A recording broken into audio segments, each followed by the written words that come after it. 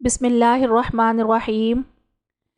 ابراہیم علیہ السلام کا نسب نامہ یہ ہے: ابراہیم بن طارق بن نحور بن صاروخ بن ارغوا بن فالق بن عابر بن شالخ بن قینان بن ارکحشت بن سام بن نوح علیہ السلام۔ آپ کی جائے ولادت کے بارے میں اختلاف ہے۔ بعض علماء کا کہنا ہے کہ آپ علیہ السلام اہواز کے سوس نامی علاقہ میں پیدا ہوئے۔ دوسرا قول یہ ہے کہ یہ بابل کے علاقہ میں پیدا ہوئے۔ بعض نے کہا کہ زوابی کے قریب علاقہ ورقہ میں پیدا ہوئے، اور بعض نے کہا کہ آپ پیدا تو ورقہ میں ہوئے تھے لیکن آپ کے والد طارق وہاں سے بابل نقل مکانی کر گئے تھے۔ زمانے قدیم کے اکثر علماء کا کہنا ہے کہ آپ نمرود بن کوش کے دور میں پیدا ہوئے، اور اکثر مورخین کی رائے یہ ہے کہ نمرود ازدحاق نامی علاقے کا گورنر تھا، اور ازدحاق نامی علاقے کے بارے میں بعض لوگوں کا کہنا یہ ہے کہ بابل کے اس علاقے اور اس کے ارد گرد کے علاقوں کی طرف نوح علیہ السلام کو مبعوث کیا گیا، اور علماء سلف کی ایک جماعت کا کہنا یہ ہے کہ نمرود مستقل بادشاہ تھا اور اس کا نام زرہی بن طہمہ سلفان تھا۔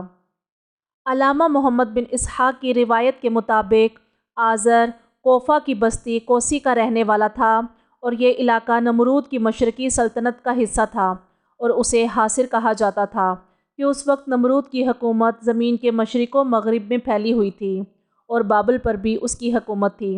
البتہ ملک فارس کے زیر نگین آنے سے پہلے اس کی حکومت صرف مشرقی علاقے کی طرف تھی۔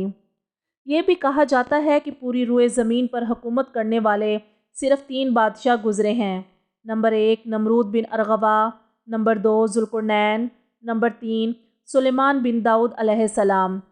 نمرود کے بارے میں کہا گیا ہے کہ یہی ضحاک تھا، یعنی ضحاک کے نام سے جو شخص مشہور ہوا ہے وہ بھی نمرود ہے، اور ابراہیم علیہ السلام اس کے دور میں پیدا ہوئے، اور یہی وہ شخص ہے جس نے ابراہیم علیہ السلام کو جلانے کا ارادہ کیا تھا۔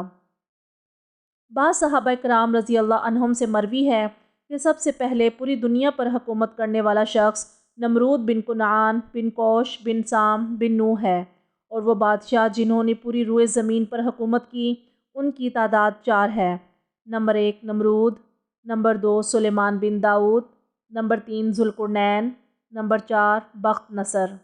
ان چاروں میں 2 مومن تھے، یعنی سلیمان علیہ السلام اور ذوالقرنین، اور 2 کافر تھے، یعنی نمرود اور بخت نصر۔ محمد بن اسحاق کا قول ہے کہ نوح علیہ السلام اور ابراہیم علیہ السلام کے درمیانی عرصہ میں صرف 2 نبی آئے: حضرت ہود علیہ السلام اور حضرت صالح علیہ السلام۔ جب اللہ تعالیٰ نے ابراہیم علیہ السلام کو مبعوث کرنا چاہا اور ان کا زمانہ قریب آیا تو نمرود کے پاس اس کے نجومی آئے۔ انہوں نے نمرود سے کہا، ہمارے علم کے مطابق اس بستی میں ایک لڑکا پیدا ہونے والا ہے جس کا نام ابراہیم ہوگا۔ وہ تمہارے دین سے جدائی اختیار کرے گا اور تمہارے بتوں کو توڑ ڈالے گا۔ وہ فلاں سال کے فلاں مہینے میں پیدا ہوگا۔ چنانچہ جب وہ سال آیا جس کے بارے میں نجومیوں نے پیشین گوئی کی تھی تو نمرود نے حاملہ عورتوں کو اپنے پاس بلا کر گرفتار کر لیا۔ البتہ آزر کی بیوی یعنی ابراہیم علیہ السلام کی والدہ کو گرفتار نہیں کیا، اسے ان کے حاملہ ہونے کا پتہ نہ چل سکا۔ اس کی وجہ یہ بیان کی جاتی ہے کہ وہ ایسی عورت تھی کہ جس کے پیٹ سے حمل ظاہر نہیں ہوتا تھا۔ گرفتار شدہ حاملہ عورتوں میں سے جس عورت کا بچہ پیدا ہوتا اسے ذبح کر دیا جاتا تھا۔ ادھر جس وقت ابراہیم علیہ السلام کی والدہ نے درد ذہ محسوس کیا تو وہ رات کے وقت ایک قریبی جنگل میں تشریف لے گئیں۔ وہاں ابراہیم علیہ السلام پیدا ہوئے، وہاں ان کی دیکھ بھال کی اور ان کو ایک غار میں رکھ کر واپس لوٹ آئیں۔ پھر وہ بار بار اس غار میں جاتی تاکہ ابراہیم علیہ السلام کی نگرانی کر سکیں۔ جب آپ وہاں جاتی تو دیکھتی کہ ابراہیم علیہ السلام نے اپنے انگوٹھے کو منہ میں لیا ہوا ہے۔ کہا جاتا ہے کہ اللہ تعالیٰ نے ابراہیم علیہ السلام کے رزق کا انتظام ان کے انگوٹھا چوسنے کے ذریعے کیا تھا۔ کہا جاتا ہے کہ ابراہیم علیہ السلام کے باپ نے اپنی بیوی سے اس کے حمل کے بارے میں پوچھا کہ کوئی بچہ پیدا ہوا ہے یا نہیں۔ انہوں نے جواب دیا کہ لڑکا پیدا ہو کر فوت ہو گیا ہے۔ اس نے انہیں سچا سمجھ کر خاموشی اختیار کر لی۔ حضرت ابراہیم علیہ السلام اس غار میں 15 سال تک رہے، یہاں تک کہ ایک روز اپنی والدہ سے کہا کہ مجھے یہاں سے نکالو تاکہ میں باہر کے حالات دیکھوں۔ انہوں نے رات کے وقت ان کو باہر نکالا۔ ابراہیم علیہ السلام نے زمین و آسمان کو غور سے دیکھا اور فرمایا، بے شک وہ ذات جس نے مجھے پیدا کیا اور مجھے رزق عطا فرمایا اور مجھے کھلایا اور پلایا، وہی میرا رب ہے، اس کے علاوہ میرا کوئی معبود نہیں۔ پھر آپ نے آسمان کی طرف دیکھا تو ایک ستارہ نظر آیا۔ اسے دیکھ کر آپ نے فرمایا، یہ میرا رب ہے۔ آپ اسے دیکھتے رہے یہاں تک کہ وہ غائب ہو گیا، اور جب وہ غائب ہو گیا تو فرمایا، میں غائب ہو جانے والوں کو پسند نہیں کرتا۔ پھر چاند طلوع ہوا، جب اسے چمکتا دیکھا تو فرمایا، یہ میرا رب ہے۔ اسے بھی دیکھتے رہے یہاں تک کہ وہ غائب ہو گیا، اور جب وہ غائب ہو گیا تو فرمایا، اگر میرا رب مجھے سیدھا راستہ نہیں دکھائے گا تو میں بھی ان لوگوں میں سے ہو جاؤں گا جو بھٹک رہے ہیں۔ پھر جب اگلا دن طلوع ہوا اور سورج کو دیکھا کہ اس کی روشنی پہلی دو چیزوں سے زیادہ ہے تو فرمایا کہ یہ میرا رب ہے، یہ سب سے بڑا ہے۔ مگر جب وہ بھی غروب ہو گیا تو فرمایا، اے لوگو، جن چیزوں کو تم خدا کا شریک بناتے ہو میں ان سے بیزار ہوں۔ پھر جب ابراہیم علیہ السلام اپنے دینی رخ کو درست کر چکے تو اپنے والد کے پاس آئے۔ آپ علیہ السلام اس وقت تمام باطل مذاہب سے برات حاصل کر چکے تھے، لیکن انہوں نے ابھی تک اس بات کو ظاہر نہیں کیا تھا۔ اپنے والد کے پاس آ کر بتلایا کہ میں آپ کا بیٹا ہوں۔ ان کی والدہ نے بتایا کہ یہ آپ کا بیٹا ہے، اور ابراہیم علیہ السلام کو جنگل میں چھپانے کا سارا واقعہ بھی بتا دیا۔ آزر بہت خوش ہوئے۔ آزر اپنی قوم کے بت بنایا کرتے اور پھر فروخت کرنے کے لیے ابراہیم علیہ السلام کے حوالے کرتے۔ ابراہیم علیہ السلام ان بتوں کو لے جاتے اور فرماتے، کون ہے جو مجھ سے ایسی چیز خریدے جو نہ نفع پہنچا سکتی ہے اور نہ نقصان دے سکتی ہے؟ یہ اعلان سن کر کوئی بھی شخص بت نہ خریدتا۔ پھر آپ اسے نہر میں لے جاتے اور اس میں اس کا سر ڈبو دیتے اور قوم کی گمراہی کا مذاق اڑانے کے لیے اس سے کہتے کہ پانی پی۔ جب وہ پانی نہ پی سکتا تو اس کا معیوب ہونا آپ کے سامنے ظاہر ہو جاتا۔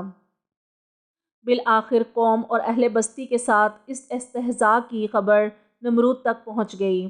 پھر ایک مرتبہ لوگوں نے ابراہیم علیہ السلام کو ایک میلے میں لے جانے کی کوشش کی، جبکہ ابراہیم علیہ السلام وہاں جانا نہیں چاہتے تھے۔ چنانچہ آپ نے ان کی چاہت کے خلاف نہ جانے کو ظاہر کرنا چاہا تو قوم کے سامنے ستاروں کی طرف دیکھا اور فرمایا کہ میں سقیم ہوں۔ اللہ تعالیٰ قرآن مجید میں فرماتے ہیں کہ ابراہیم علیہ السلام کا یہ جواب سن کر قوم کے لوگ الٹے پاؤں واپس چلے گئے۔ سقیم کے دو مطلب بیان کیے گئے ہیں، نمبر 1 طاعون زدہ، نمبر 2 بیمار، دوسرا معنی راجح ہے۔ قوم کے لوگ یہ جواب سن کر بھاگ گئے۔ ابراہیم علیہ السلام یہ چاہتے تھے کہ جب یہ بھاگ جائیں تو ان کے بتوں کے ساتھ وہ معاملہ کریں جس کا وہ ارادہ کر چکے ہیں۔ لہٰذا جب وہ چلے گئے تو ابراہیم علیہ السلام ان کے جھوٹے معبودوں کے پاس گئے۔ حضرت ابراہیم علیہ السلام بت خانہ میں تشریف لائے۔ یہ ایک بہت بڑی عمارت تھی۔ دروازے کے سامنے سب سے بڑا بت رکھا ہوا تھا، اس کے پہلو میں ایک چھوٹا سا بت رکھا ہوا تھا، اسی طرح ایک دوسرے کے پہلو میں کئی بت تھے، ہر ساتھ والا بت پہلے سے چھوٹا ہوتا۔ مشرکین بتوں کے سامنے کھانا لا کر رکھتے تھے اور کہتے تھے کہ جب ہم واپس آئیں گے تو ہمارے معبود کھانوں میں برکت ڈال دیں گے۔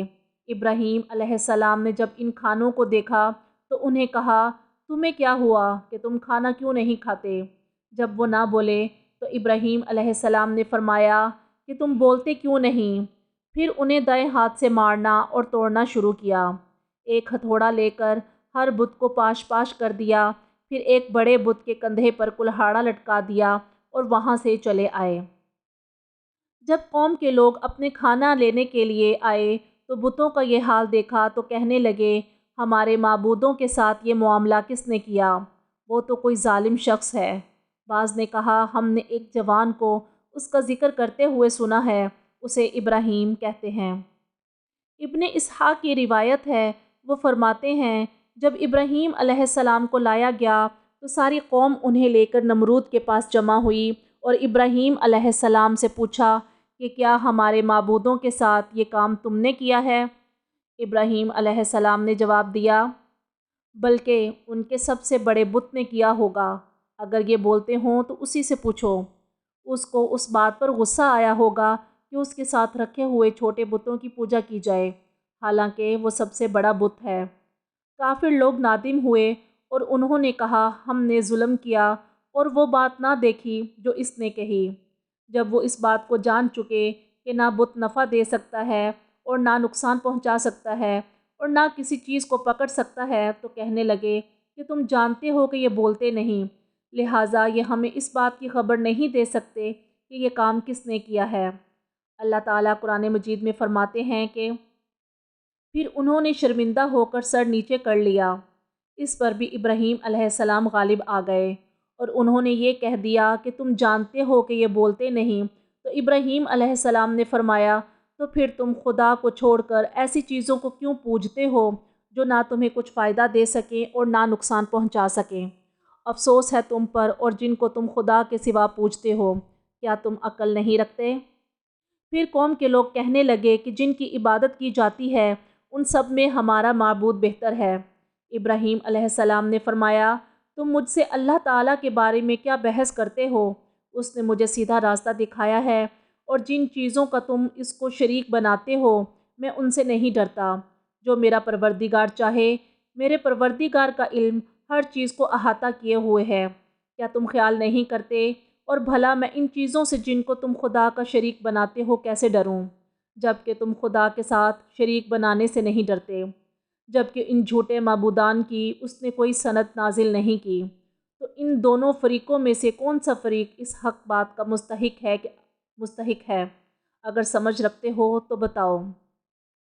ابراہیم علیہ السلام نے دیگر بہت سی مثالوں اور عبرت آموز واقعات کے ذریعے ان کو سمجھایا تاکہ وہ جان لیں کہ صرف اللہ تعالیٰ ہی کی ذات اس قابل ہے کہ اس کی عبادت کی جائے۔